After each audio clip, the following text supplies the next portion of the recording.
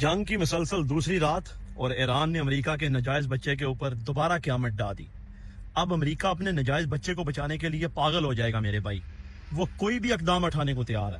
اور میں نے یہ بات آپ کو پہلے کہی تھی کہ یہ سچویشن اس وقت تینوں ملکوں کے لیے ڈو اینڈ ڈائی والی ہے، کیونکہ ایران ایٹمی دھماکے کرنے کے بالکل قریب ہے۔ اگر ایران اس سچویشن سے نکل گیا تو وہ ایٹمی طاقت بن جائے گا۔ اگر وہ ایٹمی طاقت بن گیا تو اس خطے میں امریکہ اور اس کے ناجائز بچے کی جو اجارہ داری ہے نا، یہ ختم ہو جائے گی، اور یہ امریکہ کے لیے موت ہے۔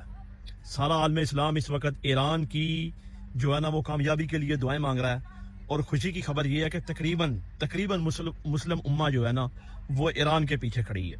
یہ جنگ زیادہ لمبی نہیں جانی چاہیے۔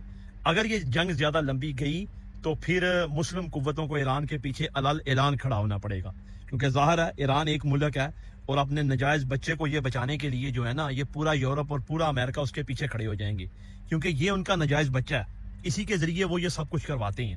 لیکن اگر یہ ناجائز بچہ اس بار مارا گیا نا تو پھر الحمدللہ کوئی سر نہیں اٹھائے گا، لیکن اگر ناجائز بچہ اس ایران کو لپیٹ گیا نا تو پھر میرے بھائی بچے گا کوئی نہیں۔